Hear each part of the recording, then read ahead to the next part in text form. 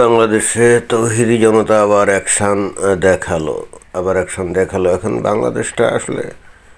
বাংলাদেশটা আসলে এখন কারা চালাচ্ছে? আদৌ কেউ চালাচ্ছে নাকি? এমনিতেই চুরি ডাকাতি রাহাজানি চাঁদাবাজি সর্বত্র ছড়িয়ে পড়ছে। তার মধ্যে আবার তৌহিদি জনতা বিভিন্ন জায়গায় দল বেঁধে আক্রমণ করছে, বাড়িঘর পুড়িয়ে দিচ্ছে, মানুষকে পিটাচ্ছে। কি একটা অবস্থা!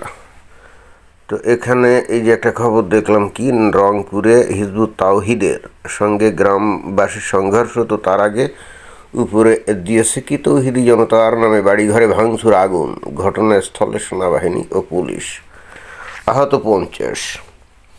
তার মানে তৌহিদি জনতা মোটামুটি বাংলাদেশের সর্বস্তরে ছড়িয়ে গেছে এবং এরা বাংলাদেশে তৌহিদ কায়েম করতে চায় নাকি? আচ্ছা, এখানে খবরটা একটু শুনুন।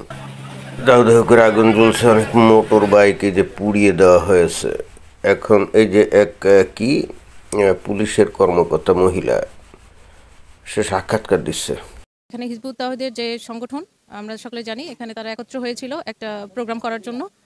তো এইটা গোপন বৈঠক ছিল তাদের, আমরা যতটুকু সূত্র মতে জানতে পেরেছি। হিজবুত তাওহীদ তো কোনো নিষিদ্ধ সংগঠন না, তাহলে তারা যদি কোনো জায়গায় মিটিং করতে বসে, সেটা গোপন মিটিং হয় কেমন? এই মহিলা আসলে বলে কি? এই মহিলা পুলিশ আরেকটু শুনি। স্থানীয় একটা বাড়িতে তারা এই বৈঠকটা করার চেষ্টা করে। এরপরে গ্রামবাসী যখন জানতে পারে, আর পুলিশকেও তারা জানিয়েছে যে এখানে একটা গোপন বৈঠক হচ্ছে এই নিষিদ্ধ সংগঠনের। পরবর্তীতে আমরা যখন আসি, তাদেরকে অ্যারেস্ট করার চেষ্টা করেছিলাম এবং আমাদের পুলিশ টিম কাজ করছিল তাদেরকে। দেখেন, বাংলাদেশের এই যে পুলিশ কর্মকর্তা, এই মেয়েটা নিশ্চয়ই কোনো কর্মকর্তা পুলিশের, তাই না? তো দেখেন তার জ্ঞানের বহর, অর্থাৎ তেমন কোনো তথ্য তার জানা আছে বলে মনে হলো না। হিজবুত তাওহীদ তো কোনো নিষিদ্ধ সংগঠন না, বস্তুত সে হিজবুত তাহরীর এর সাথে মিলায় ফেলছে। হিজবুত তাহরীর একটা নিষিদ্ধ সংগঠন বাংলাদেশে, কিন্তু হিজবুত তাওহীদ এটা তো নিষিদ্ধ না। এরা তো বাংলাদেশে বিভিন্ন জায়গায় বিভিন্ন সময়ে তারা ওয়াজ নসিহত করে। তাদের একজন ইমাম আছে, নাম কি জানি, সেলিম। হ্যাঁ, তো এটা প্রতিষ্ঠাতাকে ইমাম বায়েজিদ খান পন্নী, তার দ্বারাই এটা প্রতিষ্ঠিত হয়েছিল। এটা হলো হিজবুত তাওহীদ। এরা তো ওয়াজ নসিহত করে, এদের সংগঠন নিষিদ্ধ নাকি তা তো জানি না। আর এরা তো বেসিক্যালি নিষিদ্ধ হওয়ার মতো তেমন কোনো মানে সন্ত্রাসী কোনো কর্মকাণ্ড বা সন্ত্রাসী কোনো আদর্শ তো এরা প্রচার করে না। এরা তো আরও দেখি যে যারা নাকি সন্ত্রাসী কর্মকাণ্ড করে বা সন্ত্রাসী আদর্শ প্রচার করে, তাদের বিরুদ্ধে যথেষ্ট সোচ্চার।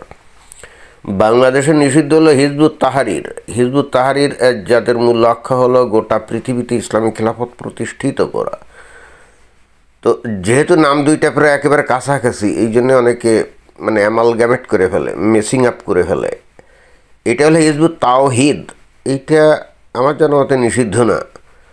এখন এই পুলিশ তো বললো নিষিদ্ধ, কে জানে। বাট হিজবুত তাহরীর, যারা নাকি গোটা পৃথিবীতে ইসলামিক খেলাফত প্রতিষ্ঠা করতে চায়, ওরা তো জঙ্গি মতবাদ প্রচার করে।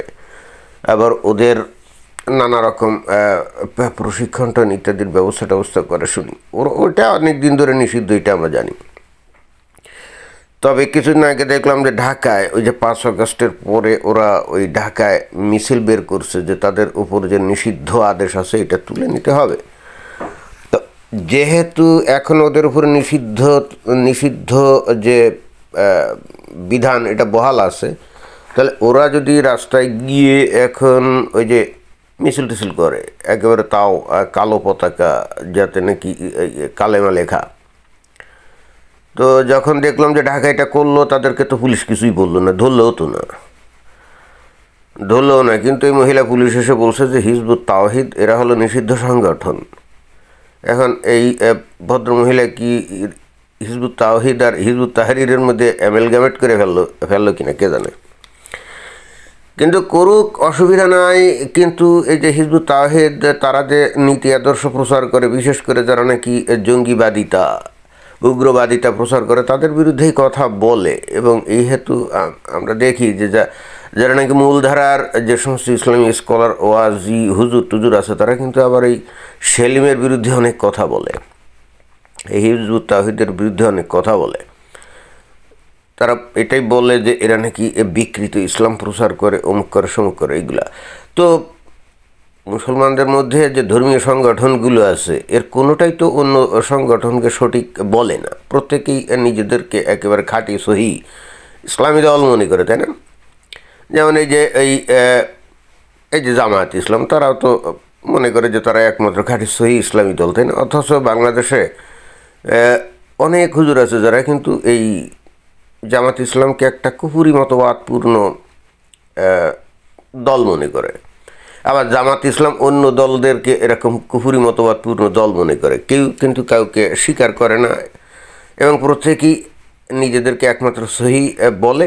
এবং এখানে বলে যে থেমে থাকে তা কিন্তু না, নিজেরটা এইবার প্রচার প্রতিষ্ঠা করে একমাত্র সত্য খাঁটি এটা প্রমাণ করতে গিয়ে এরা সংঘর্ষে লিপ্ত হয়।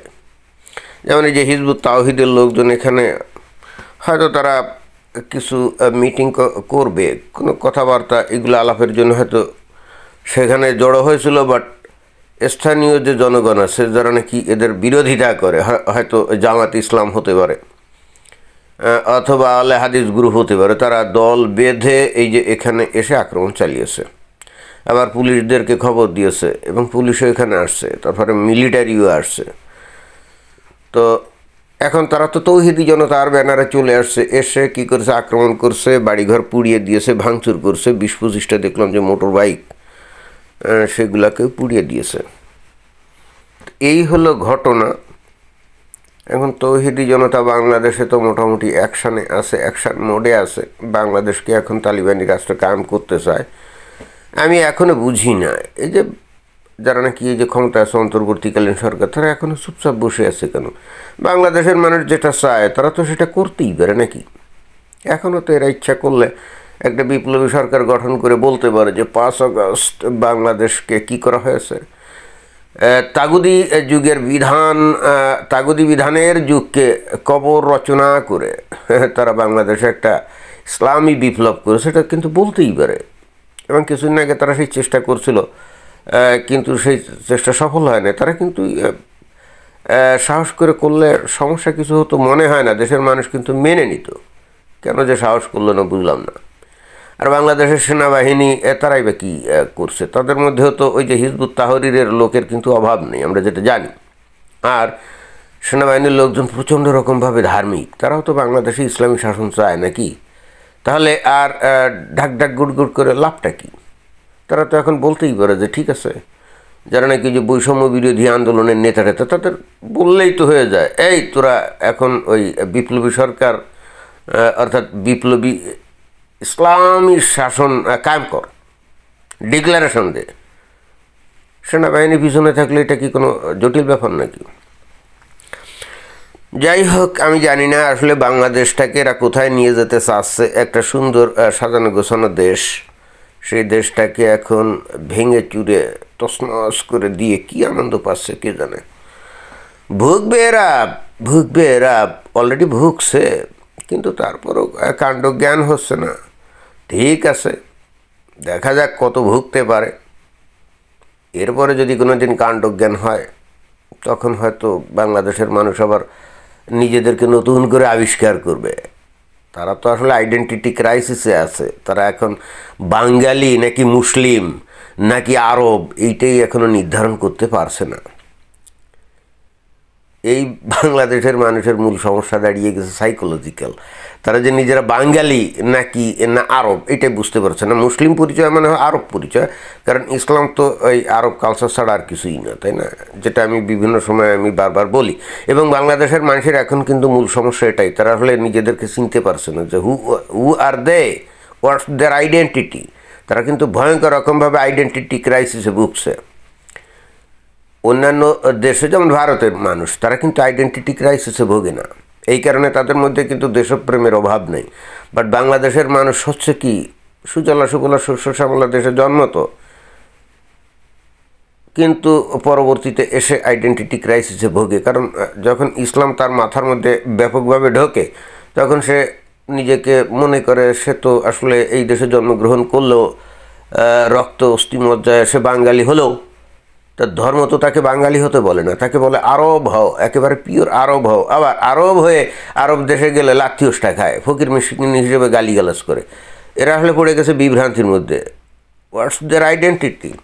হু আর দে? ধন্যবাদ।